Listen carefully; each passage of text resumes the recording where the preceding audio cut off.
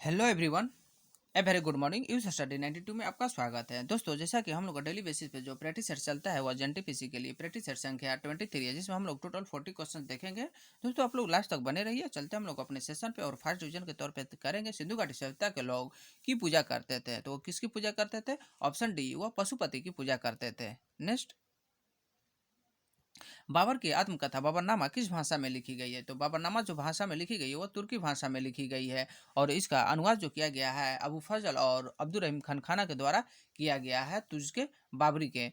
और ये जो मुगल वंश में सबसे दो ऐसे व्यक्ति हैं जो अपना खुद आत्मकथा लिखे हुए थे। एक बाबर हो गए और दूसरा जहांगीर। जहांगीर ने अपने फारसी भाषा में तुझके जहांगीरी नामक आत्मकथा लिखा हुआ था। नेक्स्ट, भारतीय संविधान का अनुच्छेद 21A में निम्नलिखित में से किस अधिनियम का उल्लेख किया गया है? तो ऑप्शन ए, या शिक्षा का अधिकार का उल्लेख किया गया है। 86वां संविधान संशोधन अधिनियम 1986 में मौलिक अधिकार का अनुच्छेद 21A में शिक्षा का अधिकार को जोड़ा गया। और इस अधिकार के तहत 6 से लेकर 14 वर्ष तक के बच्चों को निःशुल्क गुणवत्ता और अनिवार्य शिक्षा प्राप्त किया जाएगा। और शिक्षा का अधिनियम जो था 2009 में पास किया गया था और 1 अप्रैल 2010 से लागू किया गया। और सूचना का अधिकार जो है वो कब से लागू है? 2005 से। नेक्स्ट, सर्वोच्च न्यायालय के न्यायाधीश की सेवानिवृत्ति की उम्र कितनी होती है? तो वो कितनी होती है? 65 वर्ष होती है। और उच्चतम न्यायालय के न्यायाधीश नियुक्त के पश्चात 62 वर्ष तक अपनी अवस्था में बने रहेंगे। और इससे पहले अगर सर्वोच्च न्यायालय के न्यायाधीश अपना त्याग पर देना चाहते हैं तो राष्ट्रपति को दे सकते हैं। नेक्स्ट, तारामंडल के नामकरण के लिए कौन सी एजेंसी जिम्मेदार है? तो ऑप्शन बी, अंतर्राष्ट्रीय खगोलीय संघ। नेक्स्ट, ब्राजील के सबसे बड़ा शहर कौन सा है? तो वह साओ पोलो है। ऑप्शन ए हो जाएगा साओ पोलो। नेक्स्ट,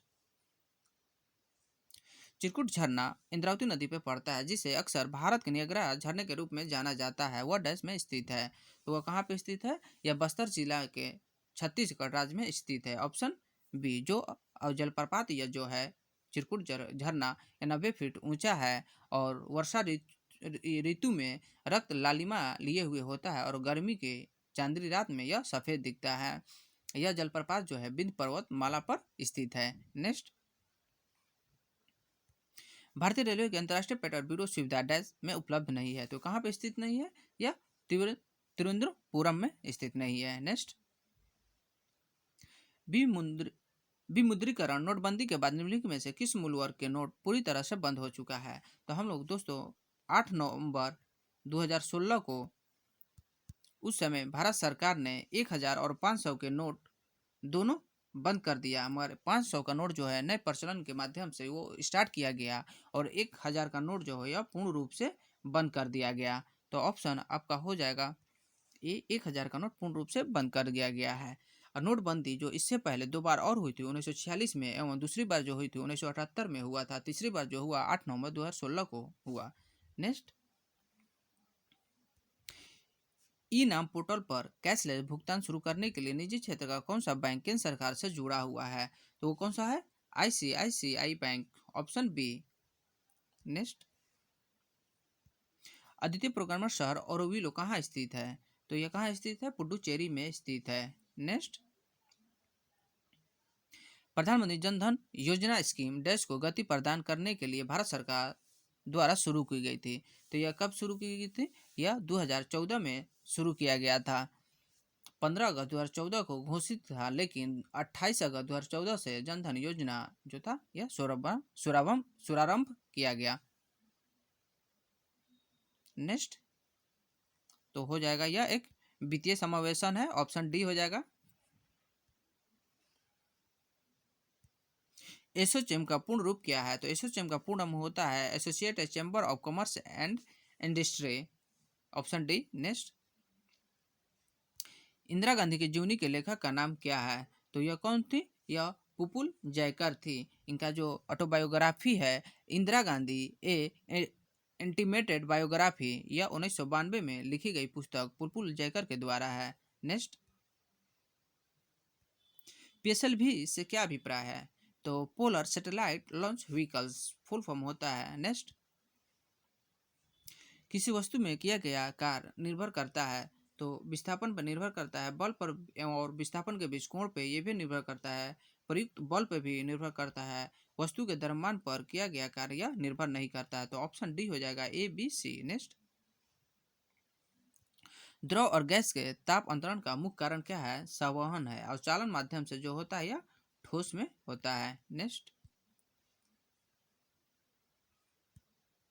निम्नलिखित में से किस विद्युत चुंबकीय तरंग की तरंग दैर्घ्य सबसे कम होती है? तरंग दैर्घ्य में देखा जाए तो हम लोग एक शॉर्ट फॉर्म याद करेंगे, Y X U V I M R. सबसे कम जो होती है गामा किरणें की होती है, और सबसे ज्यादा जो होती है दीर्घ रेडियो तरंग की होती है।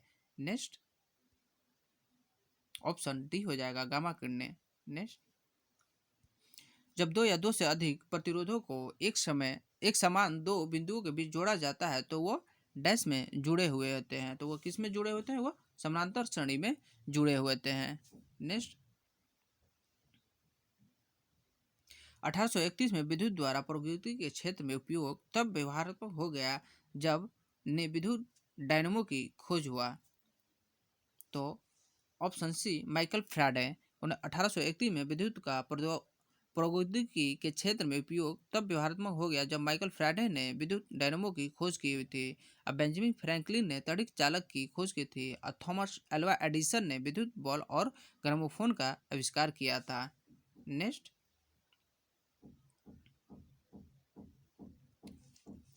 बर्फ को पिघलने के लिए निम्नलिखित में से किसका प्रयोग किया जाता है? तो बर्फ को पिघलाना हो तो हम लोग किसका प्रयोग करते हैं?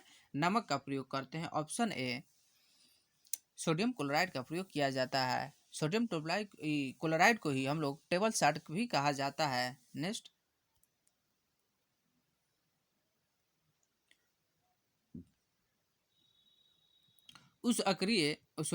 उस निष्क्रिय गैस का नाम क्या है जिसे आधुनिक आवर्त सारणी से में पहले आवर्त में रखा गया है? तो सबसे पहले किसको रखा गया है? वो हीलियम को रखा गया है। निष्क्रिय नोबल गैस, जो नोबल गैस के जितने हैं आवर्त सारणी ग्रुप 18 के, सबसे ऊपर में कौन है? हीलियम है। नेक्स्ट, निम्नलिखित तत्वों के समूह की विशेष विशेषताएं हैं। तो हम लोग टोटल ऑप्शन चेक करेंगे कि कौन विशेष विशेषताएं हैं। ये सभी तत्व धातु हैं। ये सभी तत्व हाइड्रोजन गैस के बनने के लिए पानी के साथ अभिक्रिया करते हैं। इन सभी तत्वों में एक वैलेंसी वन होता है। तो यह सब क्या है? एल्कली धातु मेटल के समूह है। कौन से? एल्कली धातु मेटल के समूह है। ऑप्शन बी हो जाएगा। नेक्स्ट, निम्न में से किस समूह में बाह्यतम कोश में एक इलेक्ट्रॉन होता है? तो बाह्यतम कोश में किस में होता है एक इलेक्ट्रॉन? लिथियम, सोडियम और कैल्शियम, यह जितने तत्व हैं इनके बाह्यतम कक्षा में 1 इलेक्ट्रॉन होता है। नेक्स्ट, टेक्सोनोमी मूल रूप से संबंधित है। तो टेक्सोनोमी किससे संबंधित है? जैव विविधता से संबंधित है। नेक्स्ट, मानव शरीर की पल्स दर की जांच क्यों की जाती है? इसलिए किया जाता है कि दिल की फंक्शनिंग जांचने के लिए किया जाता है। Option A. दोस्तों, अभी तक हमारे चैनल को सब्सक्राइब नहीं किए तो सबसे पहले सब्सक्राइब करके बेल आइकन को प्रेस करें। दोस्तों, आप लोग से एक रिक्वेस्ट है कि आप लोग ज़्यादा से ज़्यादा लाइक और शेयर किया कीजिए अपने ग्रुप में। फेसबुक, व्हाट्सअप, इंस्टाग्राम, बहुत सारे ऐसे सोशल मीडिया है जो आप लोग शेयर कीजिए। आप लोग को कितना समय मिलेगा दोस्तों? आप लोग को लगेगा मात्र 1 मिनट लगेगा, और आप लोग शेयर कर दीजिएगा। I requested for you. Next, विश्वास और प्रथाओं का एक संग्रह जिसका उद्देश्य मानव आबादी की आनुवंशिक गुणवत्ता में सुधार लाना होता है, यह किस आनुवंशिकी के क्षेत्र को कहा जाता है? तो यह किस क्षेत्र को कहा जाता है? यह यूजेनिक्स को कहा जाता है। Option D. नेक्स्ट, दिए गए विकल्पों में से निम्नलिखित कथनों के लिए सही विकल्प का प्रयोग करके रिक्त स्थान को पूर्ति करें। डैश एक सही मछली है। तो वो कौन सी मछली है? डॉग फिश जो होता है यह एक मछली होता है। जेली फिश, कैटल फिश और तारा मछली के नाम मछली जैसे लगते हैं, परंतु यह मत्स्य वर्ग में नहीं आते हैं। हिपोहैम्पस मछली वर्ग में आते हैं। किस में आते हैं? सी हॉर्स में, इस सी हॉर्स के वर्ग में आते हैं। तो आपका ऑप्शन हो जाएगा सी, डॉग फिश। नेक्स्ट, किसी व्यक्ति के पाचन तंत्र की जांच करने के लिए इस्तेमाल किया जाने वाला यंत्र कहलाता है। तो पाचन तंत्र का जो किया जाता है वो उसको हम लोग क्या कहते हैं, इंडोस्कोप कहते हैं। माइक्रोस्कोप का प्रयोग अति सूक्ष्म वस्तुओं को देखने के लिए किया जाता है और रेडियोग्राफ का प्रयोग चिकित्सा विभाग में एक्सरे के रूप में किया जाता है। नेक्स्ट, कंप्यूटर में योसेमाइट, मावेरिक्स और Mountain Lion, Snow Leopards, Tiger Panther, Jaguar, Puma और चीता किससे संदर्भित करते हैं। तो यह टोटल जो है MX office Mac OS X के संघ के हैं, माने मैक ऑपरेटिंग सिस्टम एक्स के संघ में यह सब संदर्भित करते हैं। ऑप्शन ए हो जाएगा। नेक्स्ट, किस कोण के फेंके जाने पर कोई वस्तु सर्वाधिक दूरी तक प्रक्षेपित होता है। तो हम लोग टोटल अगर 45 डिग्री के कोण पे कोई भी चीज़ अगर फेंकते हैं तो वो अधिकतम दूरी तय करती है। तो ऑप्शन डी हो जाएगा। नेक्स्ट, किस देश ने अपना पहला मंगल मिशन लॉन्च किया जिसका नाम हॉप मार्क्स मिशन रखा गया है। दोस्तों आप लोग का करंट अफेयर स्टार्ट हो गया है। आप लोग को 8 करंट अफेयर हर रोज दिया जाता है। Option C, UAE. इस मंगलयान को फरवरी 2021 तक मंगल तक पहुंचना है, जब यूएई अपनी 50वीं वर्षगांठ मनाएगा। संयुक्त राज्य अमेरिका का पहला मंगल मिशन जापान से लॉन्चिंग हो गया। संयुक्त राज्य अमेरिका मध्य पूर्व एशिया देश में स्थित एक देश है जिसकी राजधानी अबू धाबी है और राष्ट्रपति जो अभी वर्तमान में है खलीफा बिन जायद अल नहान। मुद्रा जो है दिरहम है। नेक्स्ट, फरवरी 2020 में 15वें वित्त आयोग ने वित्त वर्ष 2020 से लेकर 2021 के लिए अपनी रिपोर्ट प्रस्तुत की। इस रिपोर्ट के संबंध में निम्नलिखित में कौन से कथन सत्य नहीं है। तो हम लोग नहीं देखेंगे, सब ऑप्शन चेक करेंगे कि कौन सत्य नहीं है। आयोग द्वारा राजस्व के वित्त वर्ष 2021 हेतु राज्यों के लिए 41% हिस्सेदारी की सिफारिश की गई। यह सही है। राज्यों की हिस्सेदारी की गणना के लिए 15वें वित्त आयोग द्वारा वर्ष 1971 एवं 2011 जनगणना के आंकड़े का प्रयोग किया गया, यह जो गलत है। 15वें वित्त आयोग का कार्यकाल जो हो 2020 से 2025 तक रहेगा। 15वें वित्त आयोग के अध्यक्ष जो है एनके सिंह है, जिनका पूर्ण रूप होता है नंद किशोर सिंह। यह सभी सही है। ऑप्शन बी आपका गलत है। नेक्स्ट, राष्ट्रीय सद्भावना दिवस किस तिथि को मनाया जाता है। तो राष्ट्रीय सद्भावना दिवस हम लोग किस तिथि को मनाते हैं, हम लोग 20 अगस्त को राष्ट्रीय सद्भावना दिवस मनाते हैं। नेक्स्ट, और किसकी जयंती पे मनाते हैं, तो आप लोग याद रखिएगा कि राजीव गांधी के जयंती पे हम लोग सद्भावना दिवस मनाते हैं हर वर्ष 20 अगस्त को। नेक्स्ट, भारतीय रेलवे ने हरित रेलवे बनाने के लिए किस वर्ष तक शून्य कार्बन उत्सर्जन का लक्ष्य निर्धारित किया है। तो आप लोग जानते हैं कि यह 2030 तक जो है भारतीय रेलवे ने शून्य कार्बन उत्सर्जन का लक्ष्य निर्धारित किया है। नेक्स्ट, भारत के पूर्व राष्ट्रपति प्रणब मुखर्जी का निधन 21 अगस्त को हुआ। निम्नलिखित में से उनकी पुस्तक नहीं है। तो द कोलिएशन ईयर यह उनकी पुस्तक है। द ड्रामेट्रिक क्लियर्स ये भी उनकी पुस्तक है। द टर्बुलेंट ईयर ये भी उनकी पुस्तक है। एन एरा ऑफ क्लियरनेस यह उनकी पुस्तक नहीं है। ऑप्शन डी हो जाएगा। नेक्स्ट, जापान के नए प्रधानमंत्री कौन बने हैं। तो जापान के नए प्रधानमंत्री जो बने हैं योशिहिदे सुगा। ऑप्शन बी हो जाएगा।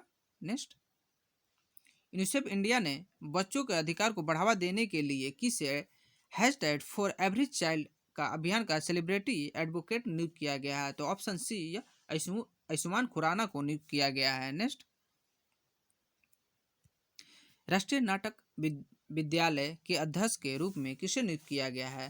तो यह किसे नियुक्त किया गया है, तो यह प्रेस रावल को नियुक्त किया गया है। दोस्तों आप लोग का लास्ट क्वेश्चन है, अगर एक बार फिर कहना चाहते हैं कि अगर अभी तक आप हमारे चैनल को सब्सक्राइब नहीं किए हैं तो सबसे पहले सब्सक्राइब करके बेल आइकन को प्रेस करें। दोस्तों आप लोग को बार बार रिक्वेस्ट कर रहे हैं कि आप लोग लाइक और शेयर किया कीजिए। दोस्तों लाइक एवं शेयर किया कीजिए, ज़्यादा से ज़्यादा हो सके लाइक शेयर किया कीजिए।